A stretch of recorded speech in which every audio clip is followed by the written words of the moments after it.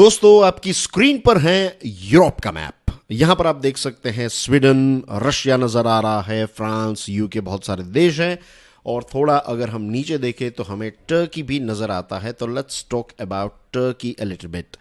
Ankara इसका capital है। बहुत सारे लोगों को ये कंफ्यूजन होती है या फिर एक गलतफहमी होती है कि इस्तांबुल इसका कैपिटल है। नहीं, Ankara is the capital of Turkey. यहां पर आप रशिया भी देख सकते हैं। यूक्रेन और रशिया के बीच में युद्ध चल रहा है, लगभग 1.5 साल हो गया। और यहां पर आप स्वीडन को नोटिस कर लीजिए, ये स्टॉकहोम इसका कैपिटल है। फिनलैंड नेटो का एक मेंबर कंट्री है, रशिया के साथ एक बहुत ही लंबी बॉर्डर शेयर करता है। और इसी के साथ हम कुछ दूसरे यूरोपियन देशों को भी देख लेते हैं। हंगेरी को यहां पर लोकेट कर लीजिए, बुडापेस्ट इसका कैपिटल है। और ये है बेल्जियम। बेल्जियम का कैपिटल है ब्रुसेल्स। और नेटो जो है इसका हेडक्वार्टर ब्रुसेल्स में है। हम ये सारे यूरोपियन देशों की बात इसलिए कर रहे हैं क्योंकि नेटो की जो मेंबरशिप है उसको लेकर अभी थोड़ा टग ऑफ वॉर चल रहा है। स्वीडन नेटो का मेंबर बनना चाहता है, टर्की जो है वो स्वीडन को मेंबर नहीं बनने दे रहा है। तो आज हम इस विषय पर विस्तार से चर्चा करने वाले हैं। और लेटेस्ट खबर यह आई है कि स्वीडन और टर्की के ऑफिशियल्स जो हैं ये नेटो के हेडक्वार्टर पहुंचे हैं। तो सबसे पहला प्रश्न तो यह उठता है कि यह टॉपिक हमारे लिए इंपॉर्टेंट क्यों है। जियोपॉलिटिक्स के पॉइंट ऑफ व्यू से बहुत ही इंपॉर्टेंट टॉपिक बनता है।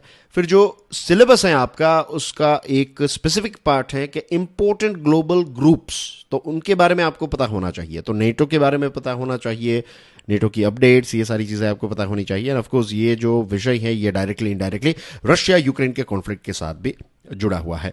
मेरा नाम है प्रशांत मावानी। आप मेरे लेक्चर्स स्टडी ग्लोज और क्यूरियसली एजुकेशन चैनल पर देख सकते हैं। अब बात नेटो की आई है तो सबसे पहले तो मैं आपको नेटो के साथ जुड़े हुए कुछ इंटरेस्टिंग फैक्ट्स शेयर कर देता हूं। नेटो यानी कि नॉर्थ अटलांटिक ट्रीटी ऑर्गेनाइजेशन, ये एक इंटर गवर्नमेंटल मिलिट्री अलायंस है और नॉर्थ अमेरिका और यूरोपियन देशों ने मिलकर इसकी स्थापना की। 4 अप्रैल 1949 को वॉशिंगटन डीसी में एक नॉर्थ अटलांटिक ट्रीटी को साइन किया गया और तब से नेटो जो है उसका जन्म हुआ।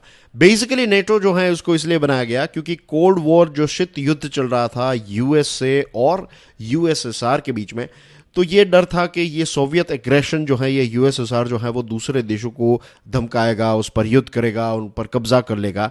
तो इस चीज को रोकने के लिए जो वेस्टर्न वर्ल्ड के देश हैं उन्होंने मिलकर एक ग्रुप की स्थापना की। अब नेटो जो है इसकी एक ट्रीटी है और इस ट्रीटी में आर्टिकल 5 है। ये आर्टिकल 5 जो है ये कलेक्टिव डिफेंस क्लोज के बारे में बात करता है। What is collective defence close?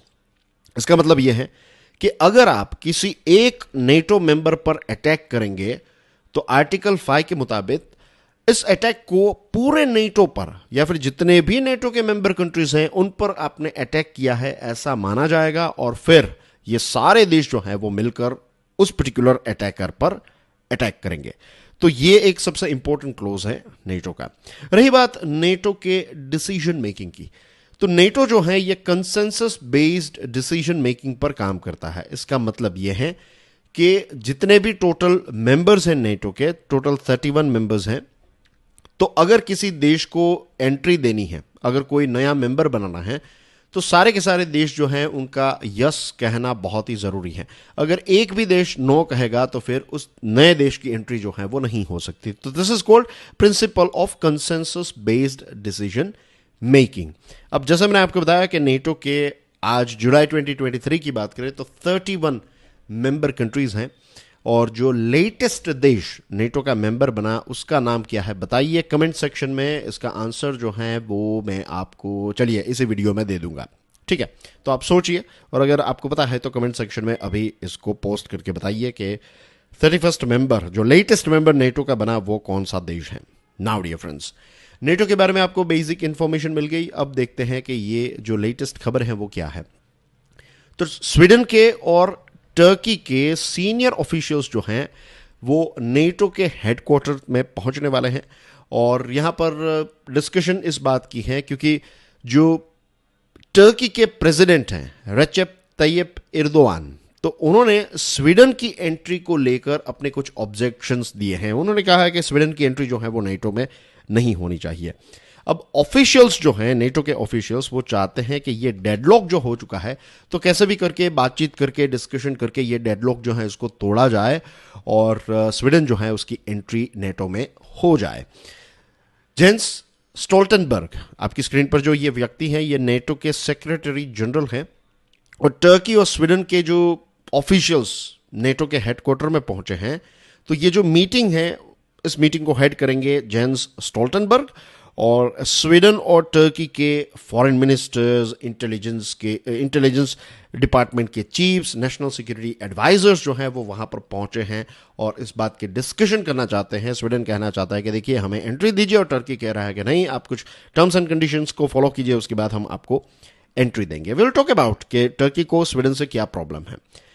अब मैंने जो आपको प्रश्न पूछा उसका आंसर है फिनलैंड। फिनलैंड जो है ये 31st मेंबर बना नेटो का और फिनलैंड के ऑफिशियल्स जो हैं वो भी इस मीटिंग में पार्ट लेने वाले हैं। तो ये लेटेस्ट अपडेट है इस पर्टिकुलर विषय के साथ जुड़ी हुई।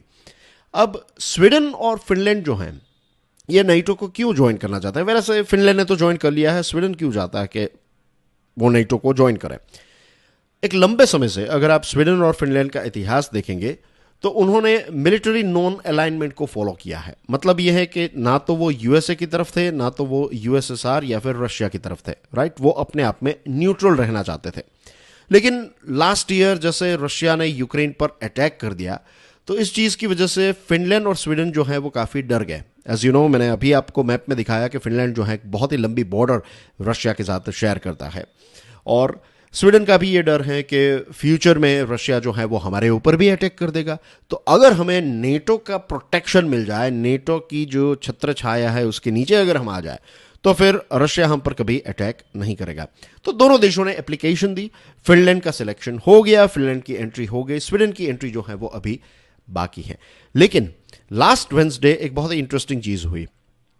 प्रेसिडेंट बाइडेन, यूएसए के प्रेसिडेंट ने जो स्वीडन के प्राइम मिनिस्टर हैं उनको व्हाइट हाउस में वेलकम किया और ये एक प्रकार का इशारा था यूनाइटेड स्टेट्स ऑफ अमेरिका का कि वो चाहता है कि नेटो जो है उसका एक्सपांशन हो, स्वीडन जो है वो नेटो का मेंबर बन जाए। क्योंकि आने वाले समय में नेटो की एक बहुत ही इंपॉर्टेंट समिट होने वाली है और इस समिट में यूएसए चाहता है कि नेटो जो है वो ऑफिशियली स्वीडन को ऐड कर दे, राइट? तो ये एक सिग्नल जो है वो यूएसए की तरफ से आ गया है। अब प्रॉब्लम जो है वो किन देशों को है? प्रॉब्लम टर्की और हंगेरी, ये दो देश जो हमने मैप में देखे, ये दोनों देश जो हैं इनकी वजह से स्वीडन की मेंबरशिप जो है वो आगे नहीं बढ़ पा रही है। टोटल 31 मेंबर्स हैं, 31 में से 29 मेंबर्स जो हैं वो ये कह रहे हैं कि स्वीडन ने सारी टर्म्स एंड कंडीशंस को फॉलो किया है। टर्की की कुछ डिमांड्स थी, ये सारी डिमांड्स को भी स्वीडन ने सेटिस्फाई किया है, ऐसा ये 29 मेंबर्स का कहना है। लेकिन ये दो मेंबर्स जो हैं वो अभी भी खुश इससे नहीं हैं। अब स्वीडन जो है उसने टर्की की डिमांड्स को ध्यान में रखते हुए अपना जो एंटी टेरर लॉ है उसमें कुछ बदलाव किए। टर्की पर आर्म्स एम्बार्गो था, एम्बार्गो का मतलब होता है सैंक्शंस। स्वीडन ने टर्की पर आर्म्स के सैंक्शंस लगाए थे कि आप उनको हथियार नहीं बेच पाएंगे एंड थिंग्स लाइक दैट। तो ये सारी चीजें जो है वो स्वीडन ने चेंज कर दी है क्योंकि स्वीडन बहुत ही डेस्परेटली नेटो का मेंबर बनना चाहता है। टर्की जो है उसका इल्जाम स्वीडन पर यह है, या फिर टर्की का मेन प्रॉब्लम स्वीडन के साथ जो है वो ये है, टर्की में एक एरिया है तो वहां पर कुर्दिश लोग रहते हैं, राइट? इनको कुर्द्स कहते हैं या फिर कुर्दिश लोग हैं। तो एक लंबे समय से अगर कुर्दिश लोगों का इतिहास देखें तो इराक, फिर सीरिया का कुछ पार्ट है, टर्की का कुछ पार्ट है, राइट, ईरान का कुछ पार्ट है। तो ये जो कुर्दिश लोग हैं वो अलग से एक देश बनाना चाहते हैं। वो कहते हैं कि हमें कुर्दिस्तान नाम का एक नया देश बनाना है और ये थोड़ी थोड़ी ज़मीन जो है वो हमें टर्की दे दे, थोड़ी ज़मीन हमें इराक दे दे, थोड़ी सीरिया में तो वो एक्टिव रहते हैं कुर्दिश लोग, ईरान से भी वो थोड़ी ज़मीन चाहते हैं और इस प्रकार से अपना देश बनाना चाहते हैं। तो टर्की की जो सरकार है अंकारा की, यानी कि जो एर्दोआन साहब जो हैं उनकी जो सरकार है, ये कुर्दिश ग्रुप को टेररिस्ट मानती है और टर्की का ये इल्जाम है कि स्वीडन जो है ये कुर्दिश लोगों को डायरेक्टली इनडायरेक्टली सपोर्ट प्रोवाइड करता है। इसी के साथ साथ 2016 में एर्दोआन को निकालने के लिए एक मिलिट्री कू कोशिश की गई थी कि उनका तख्ता पलट हो जाए, लेकिन ऐसा नहीं हो पाया। तो ये जो 2016 कू अटेम्प्ट के जो लोग हैं, जो ग्रुप्स हैं, टर्की का कहना यह है कि स्वीडन इनको भी सपोर्ट प्रोवाइड करता है। तो यह है मेन प्रॉब्लम टर्की का स्वीडन के साथ। अभी लास्ट वीक की बात है जब स्वीडन में कुरान जो है उसको जलाया गया, तो इस चीज की वजह से टेंशंस जो है दोनों देशों के बीच में और ज्यादा बढ़ गए। एर्दोआन जो है उनका कहना यह है कि स्वीडन की सरकार जो है वो इस प्रकार की चीजों को सपोर्ट प्रोवाइड करती है। फ्रीडम ऑफ स्पीच के नाम पर हमारा जो धर्म है उसके बारे में गलत चीजें, गलत अफवाहें फैलाई जाती हैं, थिंग्स लाइक दैट। ऐसा एर्दोआन का स्वीडन पर एक प्रकार का आप कह सकते हैं कि इल्जाम है। तो यह है main issue between Turkey and Sweden. रही बात हंगेरी की, तो ये जो हंगेरी देश है इसने कभी भी पब्लिकली ये नहीं बताया कि एग्जैक्टली उनको स्वीडन के साथ क्या इश्यू है। नेटो के ऑफिशियल्स का ये मानना है कि एक बार टर्की मान जाएगा तो ऑटोमेटिकली हंगेरी जो है वो भी मान जाएगा। तो हमें यहां पर यह पता चल जाता है कि हंगेरी जो है वो डायरेक्टली इनडायरेक्टली टर्की को फॉलो कर रहा है, उनको सपोर्ट कर रहा है, थिंग्स लाइक दैट। स्वीडन के प्राइम मिनिस्टर जो है, जिनको आप अपनी स्क्रीन पर देख सकते हैं, तो क्रिस्टेंसन इनका नाम है, उल्फ क्रिस्टेंसन। तो उन्होंने अभी जो कुछ दिनों पहले यूरोपियन यूनियन की समिट हुई थी, तो इस समिट में यह बताया था कि हंगेरी ने हमें एश्योरेंस दिया है कि हम आपकी एंट्री जो है उसको नेटो में नहीं रोकेंगे, ऐसा उन्होंने यूरोपियन समिट में बताया था। अब टर्की जो है उसकी कुछ डिमांड्स हैं, वो यूएसए से भी कुछ डिमांड कर रहा है। वो ये कह रहा है कि हमारे पास जो F-16 जो है ये यूएसए के फाइटर जेट्स हैं, तो हमारे पास जो F-16 फाइटर जेट्स हैं इनको आप अपग्रेड कीजिए, हमें पैसे दीजिए, we want to upgrade F-16। लेकिन यूएसए ने क्या कहा है? यूएसए ने यह कहा है सबसे पहले स्वीडन की मेंबरशिप जो है उसको आप एंडोर्स कर दीजिए, उस पर एक मोहर लगा दीजिए, उसके बाद F-16 जो है उसको हम अपग्रेड कर देंगे।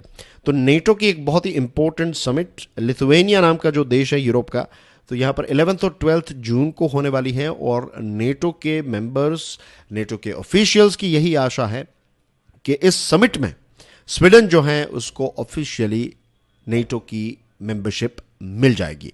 अब मिलेगी नहीं मिलेगी, we have to wait and watch. लेकिन अभी तक की जो लेटेस्ट अपडेट्स हैं वो मैंने आपके साथ शेयर कर दी है ना। आई एम श्योर आज की डिस्कशन से आपको एक कॉन्सेप्चुअल क्लैरिटी मिली होगी नेटो के बारे में, नेटो के मेंबर्स का क्या चल रहा है, चक्कर क्या है और क्या इश्यू है, ये सारी चीज़ें मैंने आपको समझा दी हैं। मेरा नाम है प्रशांत मावानी। आप मेरे लेक्चर्स स्टडी ग्लोज और क्यूरियसली एजुकेशन दोनों चैनल्स पर देख सकते हैं।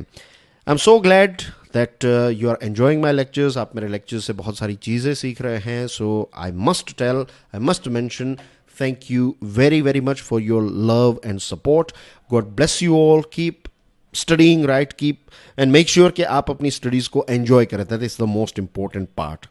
So I'll see you soon with some more interesting topics. Till then, enjoy your studies. God bless you all. Jai Hind.